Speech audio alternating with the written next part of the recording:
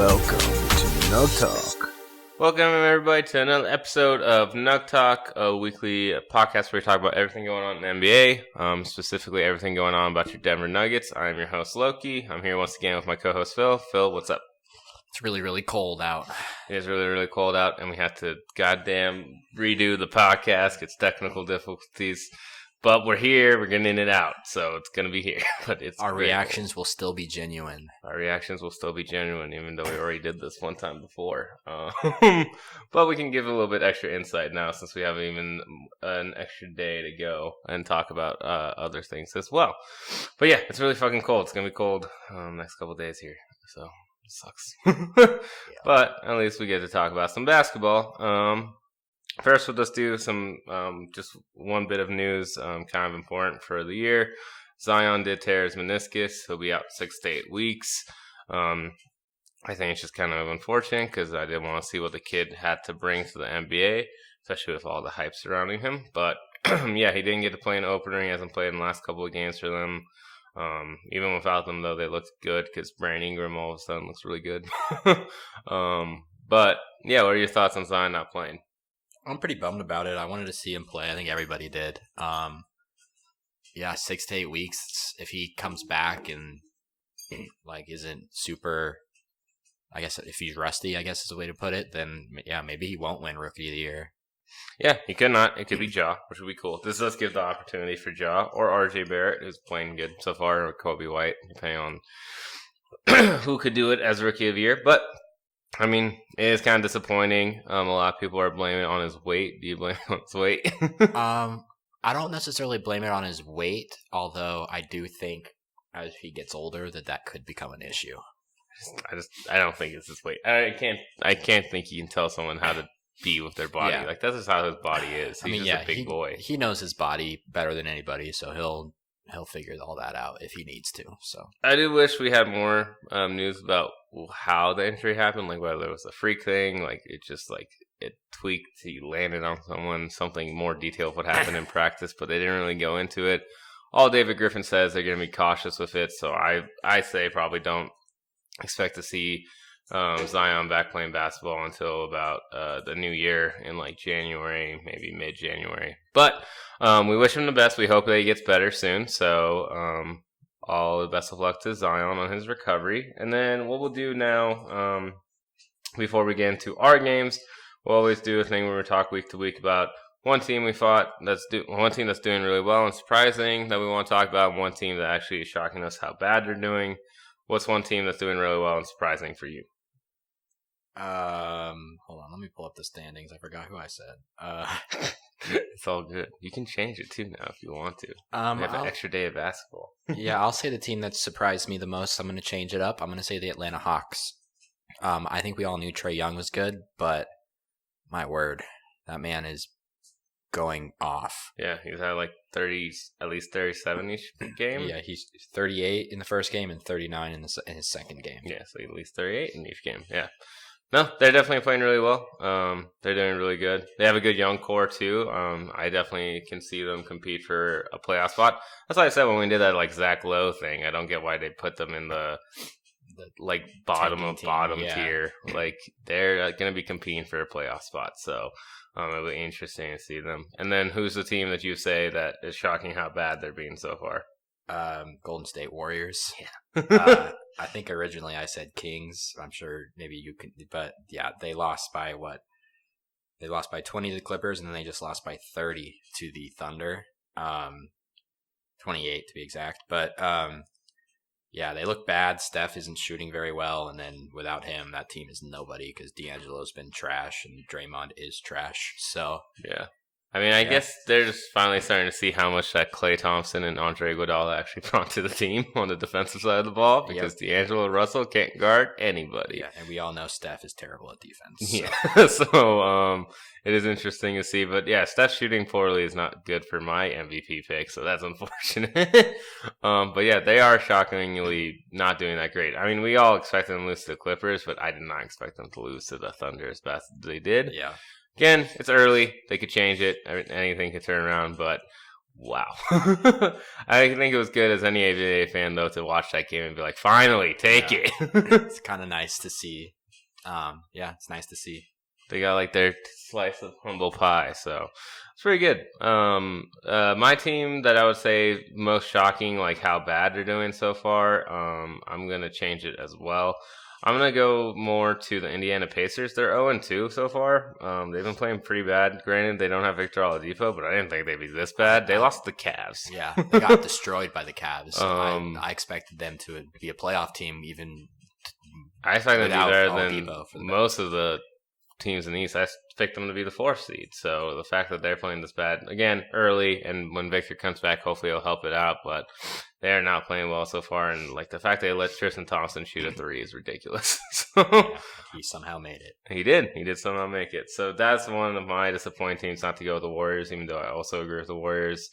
My surprise team is going to be a team we're playing later this week.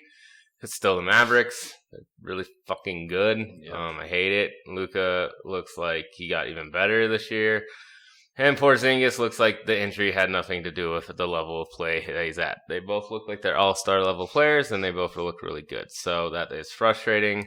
Probably not something to worry about extremely yet, but their future is just as bright as ours is at this point now. So that is unfortunate. But yeah, they've been playing really well. They're 2-0. As we speak, they're pounding the freaking Portland Trailblazers. So they're probably about to be 3-0. Yeah.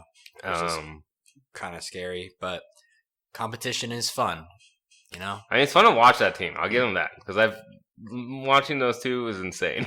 I enjoy that team a lot until they start playing us. Inevitably have to play them at some point. So yeah. So watch out for Dallas in a couple of years, because that's annoying. But enjoy them while you can. And then we'll shout out the Timberwolves surprising me so far too, and then the Kings being bad. Yeah, also. Those are also surprising. Timberwolves, I'm expecting to start shitting the bed eventually, because I don't expect Karl Anthony Towns to average like 37. Yeah. But we'll see how it goes. But yes, they are atop of the Western Conference. The only undefeated teams in the West so far right now as we speak are us, the Timberwolves, Mavericks, and Spurs, since the Clippers did lose. But now we'll get into our games from this past week. We'll get into the first one, the better one of the two games that we'll be talking about against the Portland Trailblazers. It was our season opener. We won 108-100. Overall, the guys played decently, but we did have a lot of rebounding issues, second chance point issues, points in the paint issues. We just allowed them to get too much. But who was your MVP for that game? Jokic. Jokic was my MVP. Just because he was like a non-factor, and then he came into the second half, especially in the fourth quarter, and just kind of took over the game and scored 15 points. Yeah, he had 15. It's unfortunate he had those 3 fucking fouls right in the first quarter, because I think Hassan Whiteside was baiting him into those and stuff. But yeah, no, he definitely played really well, and he deserves a shout. I'll give mine to Will Barton. I think Will Barton really held it down while Jokic was out with those 3 fouls, and couldn't really play that much in the second and third, especially in the third quarter. Will Barton really just helped keep us in the game with a couple clutch threes and things like that. He had 19 points. He shot 3 for 8, 2 for 3, and was 11 of 12 from the line in clutch situation when we need him to make free throws. Yeah, which is apparently something we need to work on, I guess. But overall, I feel like most of the guys played really well. Gary struggled. And Jamal struggled at shooting from the field, but Jamal was good from the 3-point line. He was 3 for 6 in the game, had 14. Millsap was pretty solid, 3 for 4 from 3, 11. Torrey played really well in this game. He was 4 for 6, 2 for 3. Jarian played solid. Monte played solid. Beasley started off hot and kind of faded. Kind of disappeared, but that's okay. But shout out to Gary and Torrey for, I know that even though Damian had 32, it's a pretty inefficient 32, and he shot 3 for 10 from the 3-point line. And CJ McCollum only had 12 points. So shout out to them for playing pretty good D on those two, especially CJ, because I feel like CJ is the one we have to worry about more than Damian. Mm-hmm. But yeah, any more initial thoughts on that game? We did shoot very well from three. That's something else I need to add. It was the best we ever shot in the opener from 3-point line. Yeah, honestly, I liked our defense and I liked most of our offense, but again, there's a few things we got to clean up, which we're about to get into. Yeah, still wasn't one of our better games, but we got the dub and we won in a close situation. Now we'll get into another situation, which was not one of our best games, and we were at this game, and it was probably one of the worst wins I've ever seen in my life. It's pretty frustrating. But it's a win, so we won. We beat the Phoenix Suns 108-107. Granted, at the time when we recorded yesterday, we were very pissed because this team did not beat the Clippers yet. They just did, so it makes me feel a little bit better. Yeah, it makes it seem less bad that we only beat them by one, but I'm still pissed. pretty unacceptable, especially considering how it went. Exactly. So who was your MVP for the game? Well, my MVP was Malik Beasley, but then he fouled Ricky Rubio at the end of the game, so he doesn't get that award anymore. Jamal also made a pretty bad foul, but I'm going to give it to Jamal because he basically won us the game in overtime. He scored 27 points, and I think he scored like 7. He scored 7 of our points in overtime. 7 of our 13 points in overtime. So without him, we probably wouldn't have won that game. Who's yours? I don't want to really give it to anyone. They all played like booty. Everyone played terribly. This was one of the worst games I've seen this team play in a very, very, very long time. I feel like they took it easy because they heard DeAndre Ayton was going to be out because he got caught for a diuretic, which means probably he's taking steroids. Definitely taking steroids. He got suspended. I think once they saw that, they took it easy. But since I do have to give it to someone, I'm going to give it to Jokic since he did give his first triple-double of the season, and he's probably the only one who actually did play well this whole game through, even though he still had some struggles defensively. But he had 23, 14, and 12. So I'll give it to him.